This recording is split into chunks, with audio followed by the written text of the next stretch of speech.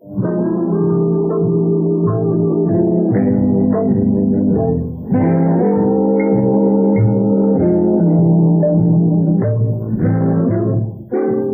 cuento. Digo, te cuento entre mis amistades esta noche a ti. Te prestas tu oído a Doña Radio, contante y sonante.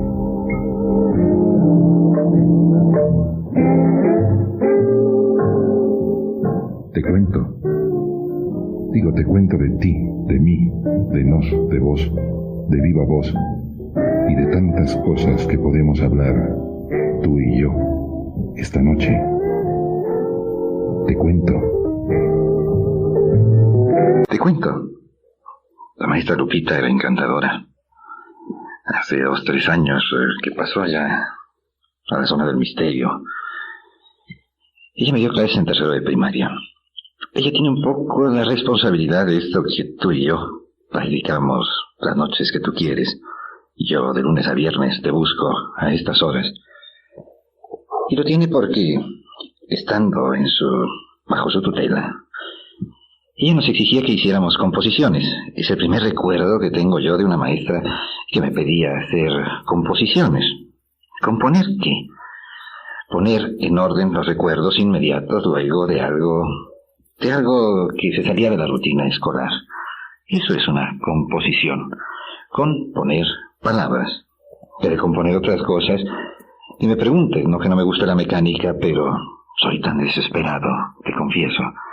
Tengo a veces tan poca paciencia, te cuento.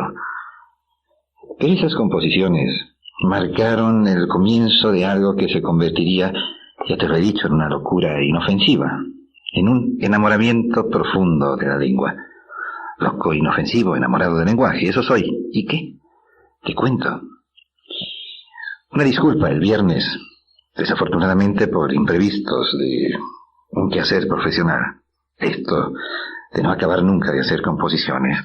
Debí ir a la monstrua capitalina. Y créeme lo que le llamo así de cariño. Me simpatiza. En alguna ocasión tuve la oportunidad de convivir allá con millones de personas. Uno más entre tantos. Años viéndola, años estrujándome con ella. Es una ciudad estrujante. Años disfrutándola porque es una ciudad disfrutable. Es una ciudad única. Cuando oyes que te dicen que es la más grande del mundo, habríamos que conversar tú y yo, tendríamos que hacerlo, acerca de lo que significa grandeza. Lo que es eso, la grandeza de una ciudad. Grande en kilómetros, dudo que sea la más grande del mundo. Grande en número de habitantes, no tengo ningún fundamento para dudar que así sea. Es una ciudad única e irrepetible. Es una ciudad que, fíjate, es un término el que voy a usar yo. Es un término que utilizan los geógrafos, se utiliza también en hidrografía. Se dice cuando un río sale de sus vegas, de su propia cuenca, de su propio continente. Se dice textualmente que el río se sale de madre. La Ciudad de México se ha salido indudablemente de madre. Se ha desbordado, se ha comido ese valle del Anáhuac. Composición, te decía, es el arte de componer palabras una tras otra con más o menos sentido para decir a otros tus vivencias. Sí, hacíamos excursiones del colegio, pequeñas excursiones al Museo del Estado. El gozo macabro aquel de ver el brazo de Primitivo Ron, que ya no está. Las momias aquellas que también estaban allí museográficamente, en una forma museográfica muy primitiva, que estaban ahí puestas en lo que es el Museo del Estado. Ya no están las momias. Ahora el museo tiene otra textura, tiene otra fineza. Bueno, pues simplemente te quiero decir que la boca habla de lo que el corazón está lleno. ¿Te suena bien eso? Tan repetido, tantas veces dicho. O la boca pronuncia lo que el corazón le grita. Y oye el que quiere. Si quieres oír, te cuento. Fíjate qué sencillo. Fui a México. Eso es todo lo que quiero contarte esta noche. Y todos esos preámbulos, todos esos que se podrían decir en forma muy elegante, prolegómenos, para decirte que fui a México. Y no trato de ser presumido, ni mucho menos. Trato de contarte lo singular que es para mí cada vez que voy a México. Así le llamo yo. No le llamo el DF con ese nombre acronomizado, con ese nombre que algún día también nos tendríamos que ocupar tú y yo, de ver de dónde viene, por qué nos lo montamos, de ver también si es original, si es único en todo el continente. Me temo mucho, muchísimo que no, pero ese es otro asunto. Si tú vas viendo los carteles en la carretera, a toda velocidad, las indicaciones para no salirte del camino, que son muy útiles, dicen México, y te marcan un rumbo. Por lo tanto yo dije, voy a México. Es un extraño y hermosísimo juego de palabras. En este México país, México ciudad, que a veces se confunden delicada y peligrosamente. Pues fui a México. Y experimento un extraño placer de caminar eso que se llama, y que claro, como vamos a remolque, como somos siempre imitativos de la hermana mayor, ahora también ya lo nuestro se llama el centro histórico, aunque nuestro centro histórico está absolutamente despoblado de eso, de historia, y es un centro cada día más despoblado también de personas que quieran vivirlo.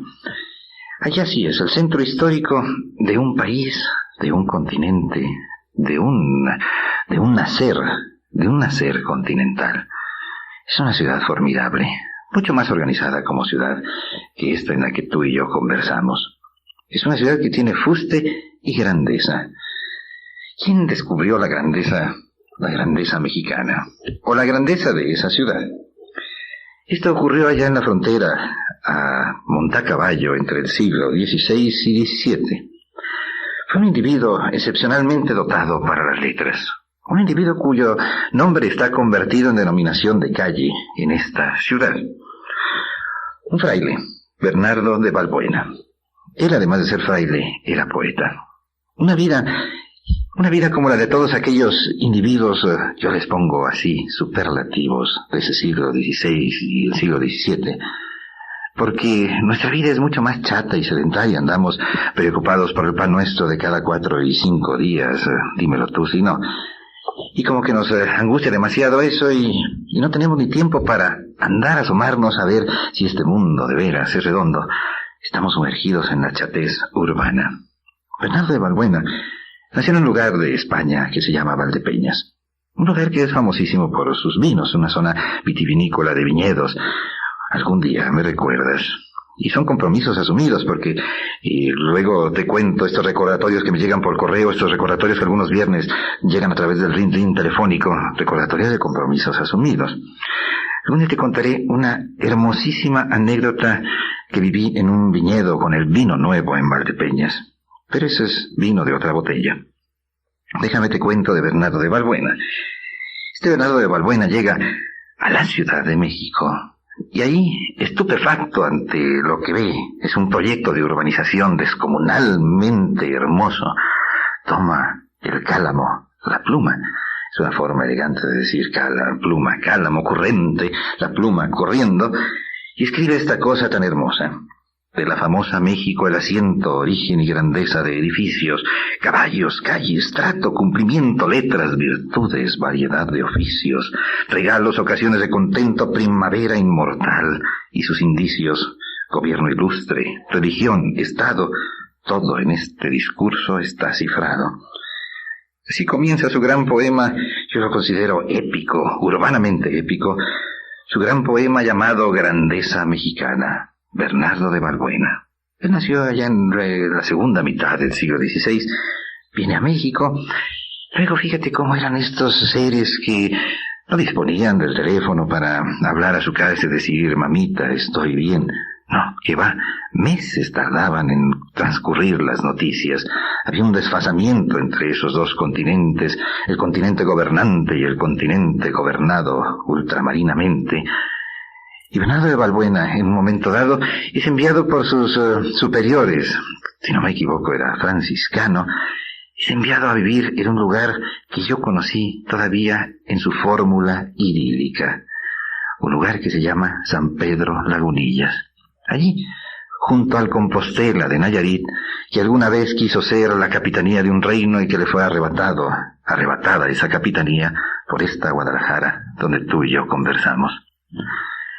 Ese San Pedro de Lagunillas, un pueblo acuchillado, es decir, estaba cuando yo lo conocí, seguramente fue el mismo que vio Bernardo de Balbuena, y porque el progreso es una cosa que apenas nos acaba de atropellar hace poquiticos años, el progreso de carreteras y qué sé yo.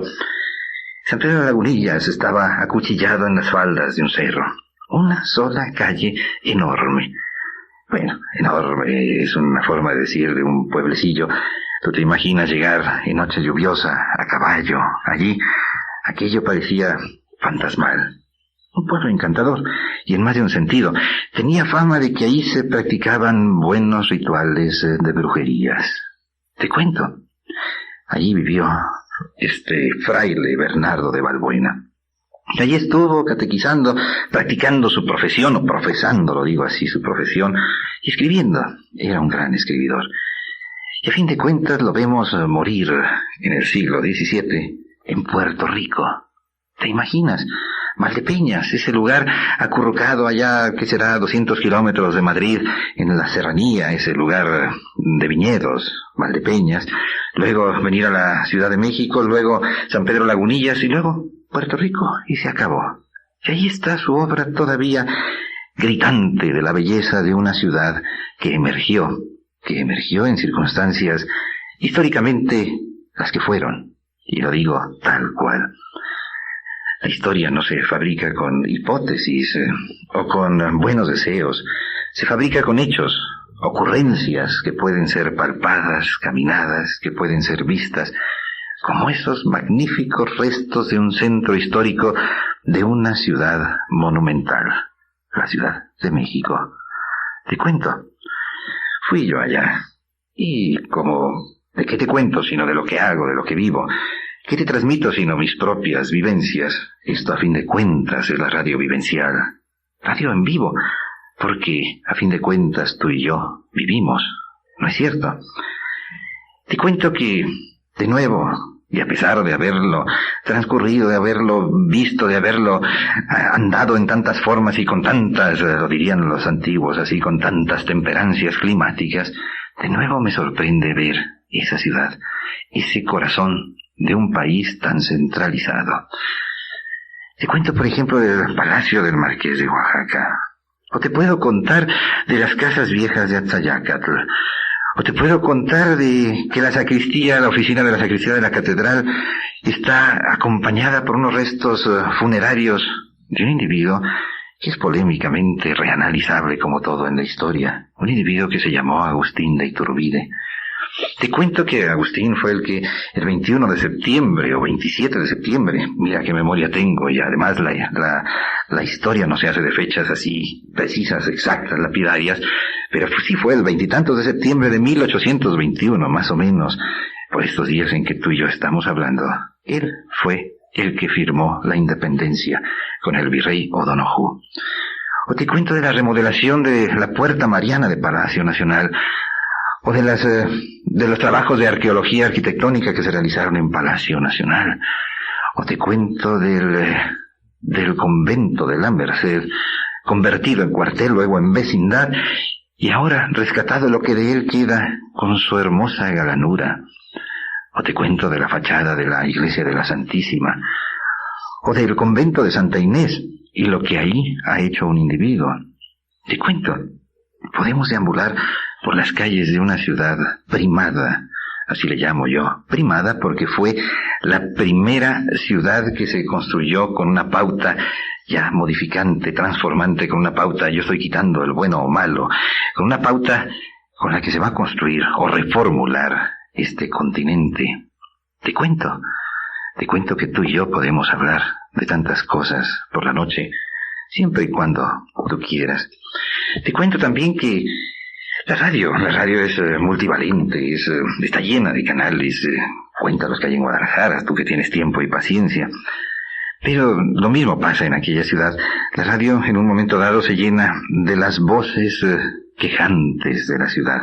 Hay un fenómeno extrañísimo que yo lo he podido experimentar por la suela de los zapatos y por, ¿qué será?, por los callos del alma. Lo he podido experimentar. A todo mundo le gusta decir que vive en la peor ciudad. ¿Por qué? Esto nos da una especie de satisfacción heroica.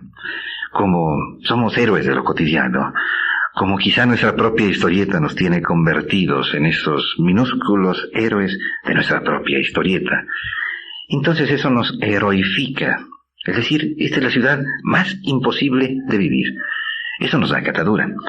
Así tú, por ejemplo, oyes a los que viven en México que se quejan de su ciudad. Y a los de aquí nos quejamos de la nuestra. Y a los de allá se quejan de la suya. Y vas por el mundo y todo el mundo dice, esta es la ciudad más difícil del mundo. Los de Los Ángeles, que me cuentas, los de Nueva York, los de Londres, París, tan llena. ¿Sabes de qué está llena París? Los franceses son muy dados al afecto por los perros. Entonces los franceses tienen que sacar a los perros a que demuestren su afecto en otra parte, haciendo lo que todo el mundo hacemos, todos los seres vivos que vivimos practicando ese reciclaje o esa especie de, ¿cómo se llama?, de metabolismo, llámale como quieras. Pero las muestras del metabolismo canino en París son insospechadamente tantas que es imposible dar paso sin andar pisando eso que los perros dejan por todas partes. Qué difícil París. Y qué difícil Hamburgo, y qué difícil Moscú. Ah, Moscú tan peligrosa. Ese anillo periférico que tiene Moscú le llaman el anillo de la muerte porque allí ocurren las cosas más insospechadas. Eso es un repetirse en todo el mundo. Yo vivo en la ciudad más difícil, más violenta, más peligrosa. Eso nos da catadura de héroes. Y México, si tú la ves con delicadeza, es una ciudad difícil. Es una ciudad con bronconeumonía. Es una ciudad esmoguizada, si quieres que bauticemos ya en castellano ese vocablo tan venido de fuera. Y todo el mundo se queja, y todo el mundo. ¿Cuántos serán? 20 millones. Dímelo tú. ¿Quién los cuenta? ¿Quién sabe? Quejándose y viviendo allí. Hablamos un poco. Te puedo contar de Hipólito Villarroel. Yo creo que él es el inaugurador en la Ciudad de México de la quejumbre colectiva. Te puedo contar de su obra, Enfermedades políticas que padece la capital de esta Nueva España, escrita en el siglo XVIII.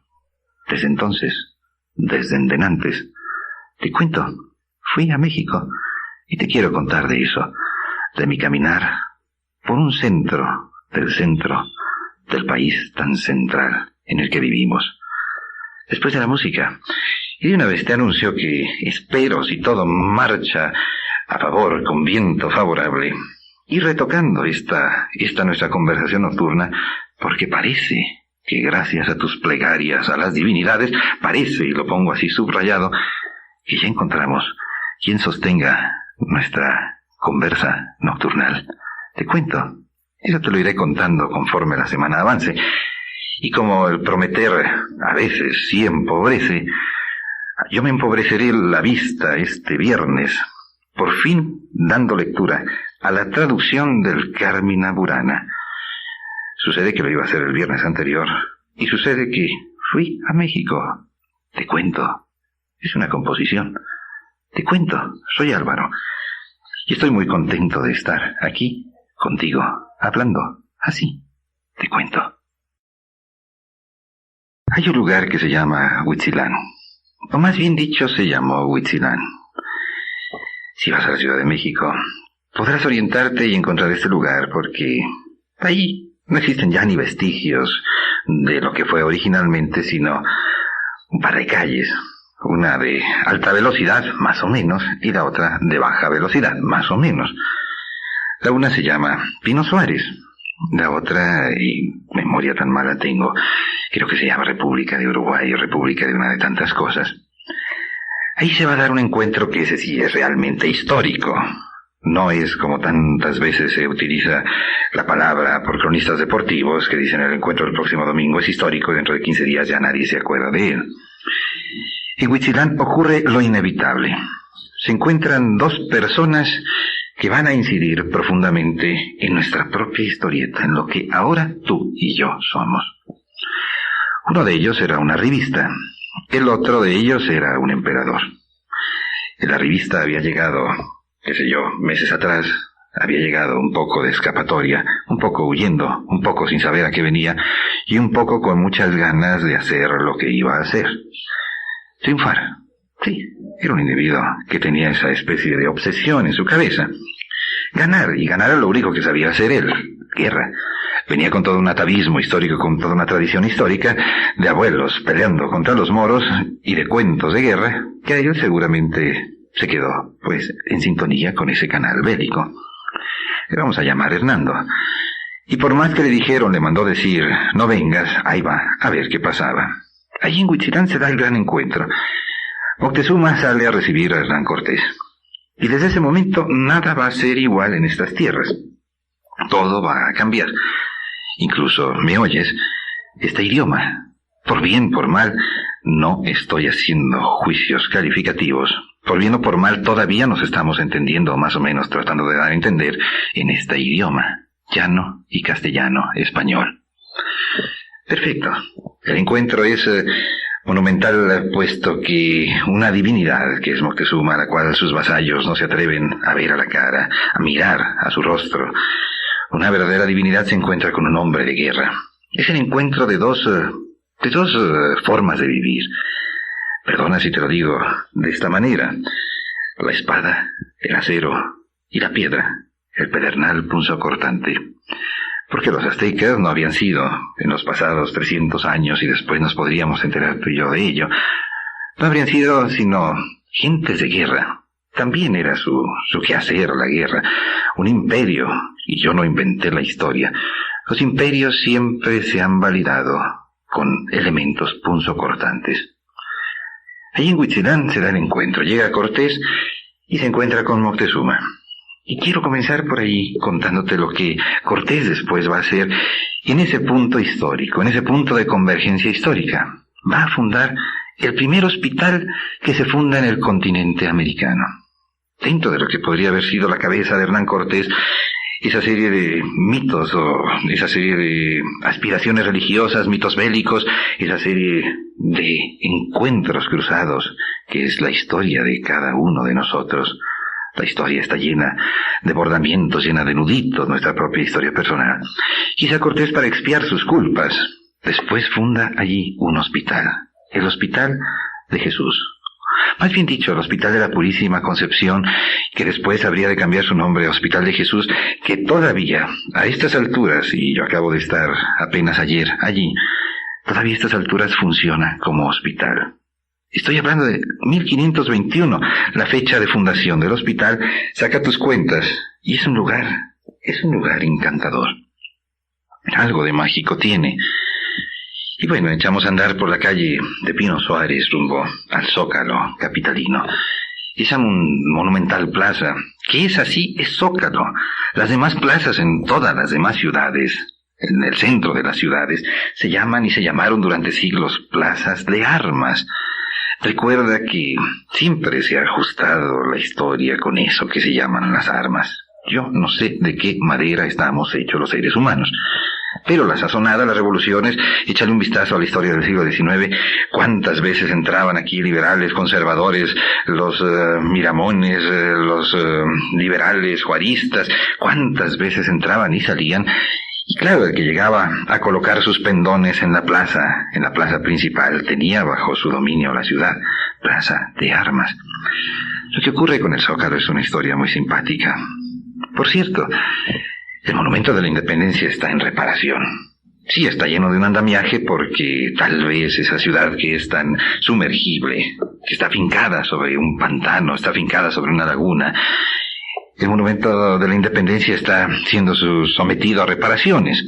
Se ve un poco simbólica esa columna independentista que está siendo apuntalada. Y yo creo que eso es, la independencia siempre debe apuntalarse o siempre debe ajustarse a las nuevas circunstancias. Y no vamos a dedicarnos a discutir de asuntos tan sesudos esta noche. Simplemente te menciono que hubo un individuo muy peculiar en la historia de nuestro país, un individuo cuyo nombre o apellido debería utilizarse para designar a ciertas actitudes como santanistas o santánicas, que suena un poco más fuerte, porque fue el rey del acomodo. el rey de ondear banderas y acomodarse a los tiempos más insospechados. Te cuento un poquito de él. Él es el que empieza a fraguar en su mente la idea de construir un monumento a la independencia. Pero claro, el siglo XIX es tan gelatinoso, tan evaporable, gobiernos van, asonadas vienen, revoluciones se inician, que todo queda en el desplante del monumento, en un zócalo. Así se llama el desplante, zoclo o zócalo, que es una palabra con ascendiente, dirían los horoscopistas, con ascendiente en árabe. Y no pasa del zócalo, nunca se concluye el monumento. Por cuestiones de trabajo, yo tenía que pasar diario, con una regularidad insospechada, por la casa de Santana. Santana, el que convocó fíjate qué paradójica es nuestra historia, el que convoca al concurso para crear nuestro himno nacional. Él, Santana. Santana muere allí en el centro de México, en esa calle de Allende que cambia de nombre, cuadras adelante, y Santana era tan aficionado al teatro que él se ubica perfectamente en la esquina de donde estaba un teatro, porque le encantaba ir al teatro. Tal vez él en sí mismo era un gran artista, representando sus papelones en el momento indicado.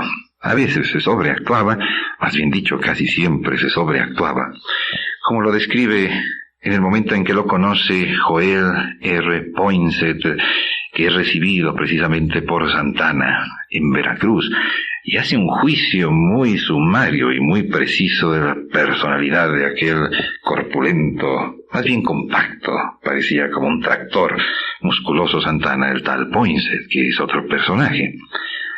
Total, esa es la historia del Zócalo. Yo pasaba, te digo, por la casa de Santana, y en alguna ocasión yo sabía que él había fallecido ahí, no en la miseria, pero sí en una especie de ignominia, y su esposa, como en una obra caritativa, les daba limosna a los menesterosos para que fueran a sentarse allí en la antesala del general, y el general todavía tuviera sus sueños de grandeza ya en su senectud. ¡Qué personaje, Santana! Y hay santánicos en este país, claro. Habemos quizá santánicos en este país. Pero te decía, íbamos caminando hacia el Zócalo, y al fondo se ve la catedral. Esa enorme mole de piedra con su sagrario adobado o adosado. Es monumental el paisaje, es hermosísima la estructura o la configuración de este punto de la Ciudad de México.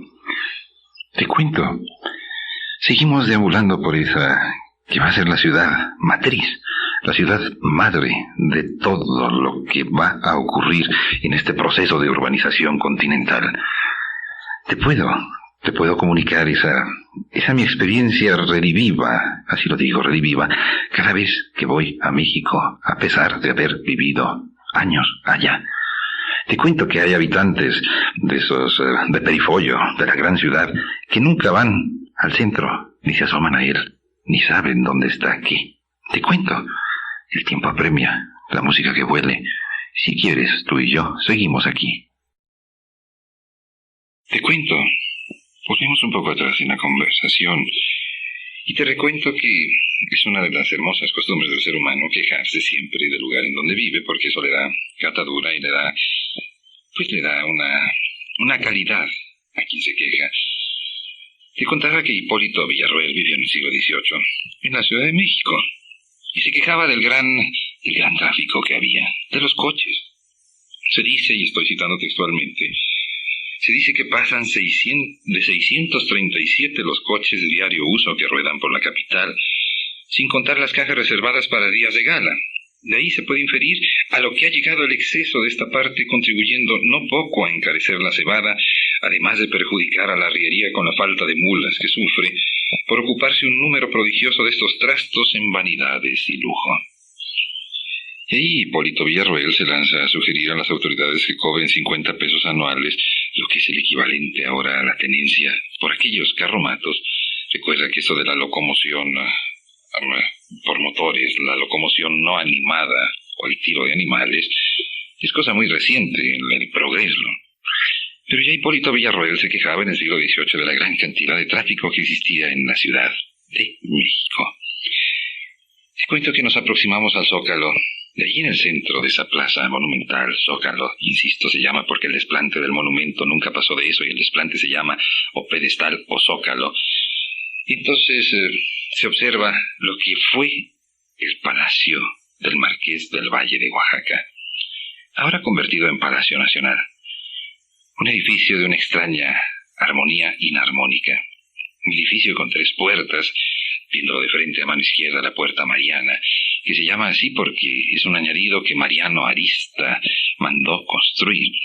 Luego la puerta central, la puerta principal, y la puerta del presidente, que es una puerta, la de mano derecha, por donde solo puede entrar el presidente, o la puerta de honor, que también se llama así.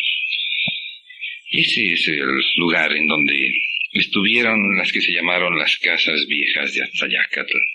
Allí quiso Cortés hacer su pequeña casa. Claro que el palacio no era así. El palacio original fue quemado allá por el siglo XVII. Fue quemado por razones muy estomacales, una cuestión que se llamó hambruna. ¿Quién sabe qué pasó? Que las turbamultas se metieron y quemaron el palacio original. Y hace, qué sé yo, 10, 15 años se realizaron los trabajos de arqueología y se encontraron las columnas tetrabuladas originales del palacio del Marqués del Valle de Oaxaca. Con ese ampuloso nombre se vistió Cortés después de hacer lo que hizo. Pero hay un hecho que es insospechadamente decisivo. Después de aquel 1521, cuando cayó Tenochtitlán, y allí le pongo el acento, cuando cayó Tenochtitlán, Cortés se va a vivir un tiempo a Coyoacán, y ahí le pongo de nuevo el acento. Y es en ese lugar, en Coyoacán, donde Cortés se pone a jugar un poco de Tin Marín de Dopingüe. ¿Dónde refundar la ciudad? ¿Dónde rehacerla, reconstruirla, repararla? Que este es un término muy ingenioso. El repararla quiere decir ponerla de nuevo en pie. Y Cortés decide que la va a hacer precisamente en donde estaba la capital del Imperio Azteca. Por razones de estrategia, por razones de ejemplificación, por razones de no temo a nada, veto a saber, él es el que decide allí fundar la capital de lo que él comienza a llamar la Nueva España. Ese centro, cuando te plantas en la parte central del Zócalo, es un espectáculo monumental. Allí están los edificios que mandó construir don Porfirio, unos pasteles afrancesados de un gótico rebuscado, colonial. Don Porfirio, un tipo muy ocurrente. Allí están esos edificios que son la sede del gobierno de la ciudad, del departamento del Distrito Federal. A mano derecha, y estamos viendo de frente al Palacio Nacional.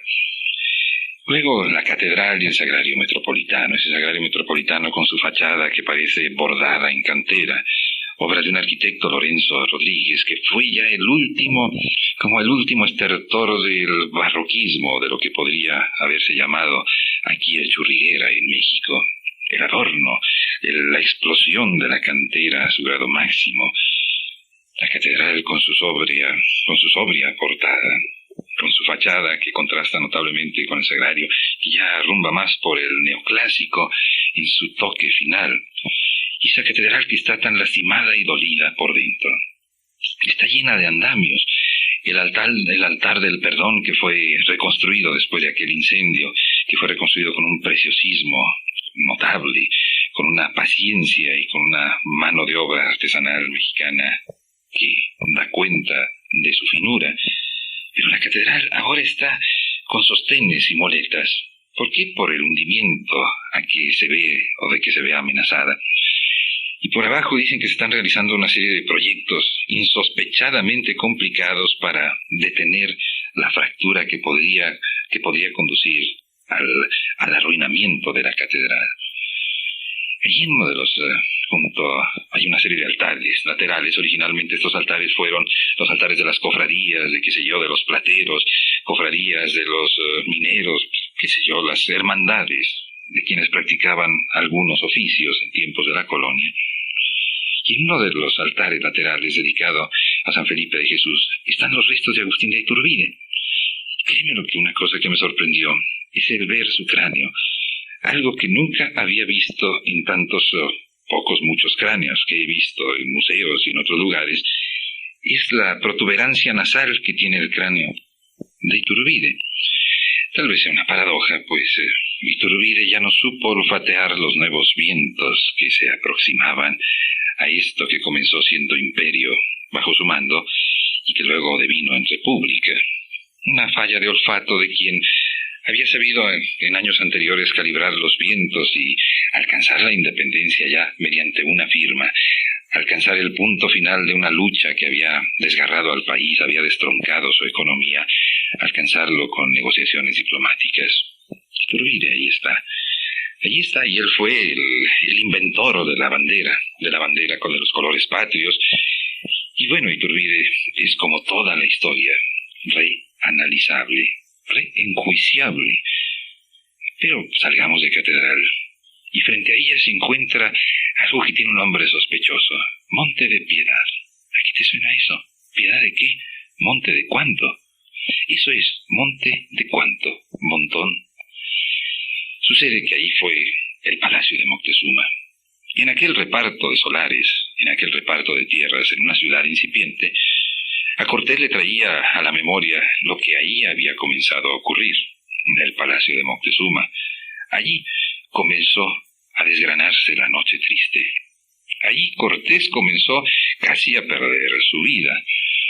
Tú recuerdas que Cortés sale huyendo, en escapada, en estampida, incluso con las hijas de Moctezuma que ya se habían convertido a las verdades cortesianas, o vete a saber a qué. Con la familia real de Moctezuma sale corriendo Cortés. Las pérdidas por el bando de los españoles son innumerables. Cortés salva la vida porque la forma de combatir de los aztecas era tratar de capturarlo vivo para llevarlo y sacrificarlo, y esto en 2 ocasiones le permite a Cortés escapar, pero no así el no perder, por ejemplo, 3 dedos.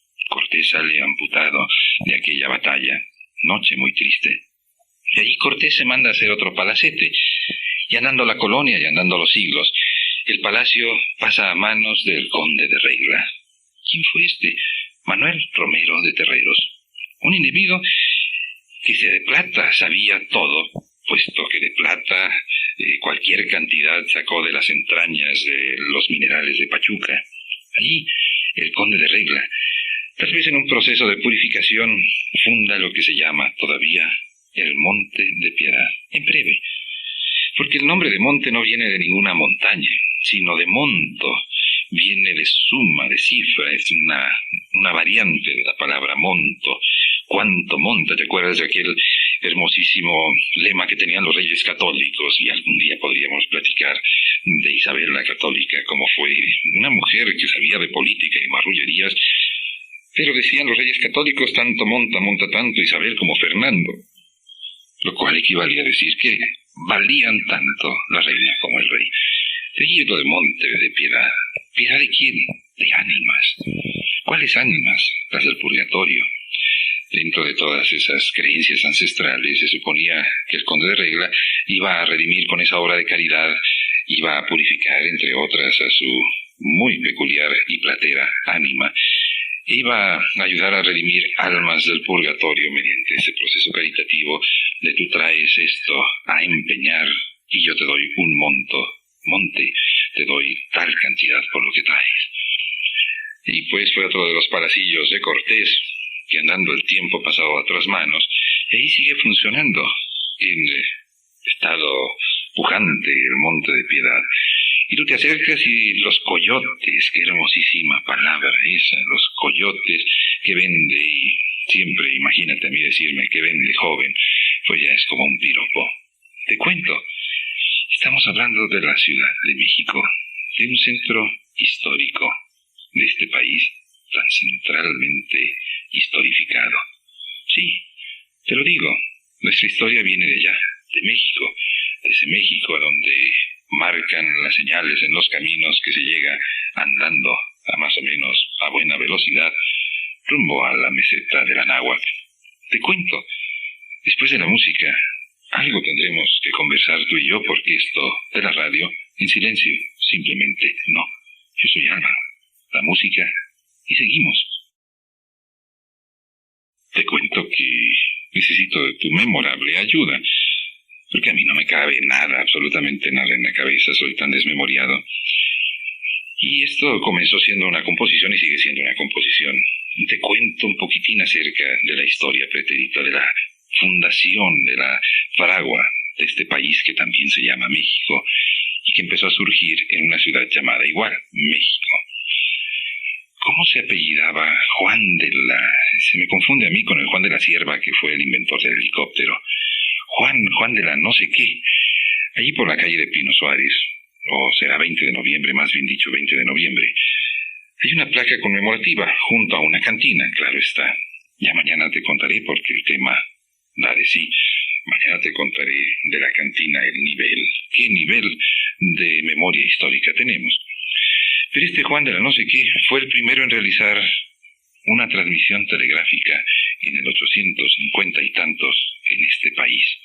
El telégrafo había llegado. Algo se estaba innovando. Estábamos entrando a la era industrial. Y allí en esa pequeña casita y a no muy larga distancia, porque la recepción del mensaje creo que se dio ahí por donde está el templo de la Profesa, a no muchas cuadras. Allí se realizó la primera transmisión telegráfica en México. Te cuento que mañana retomamos la conversación.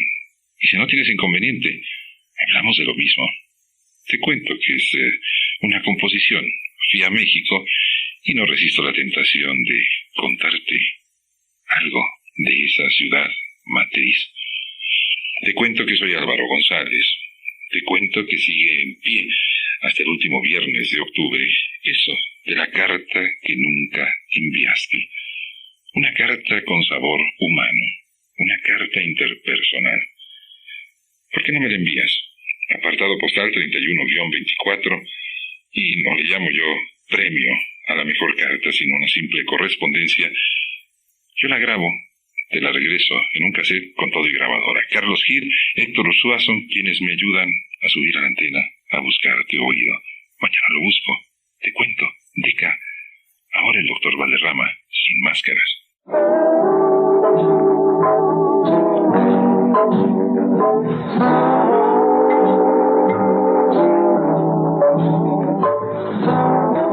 Te cuento, de lunes a viernes, a la misma hora, Deca, la radio vivencial.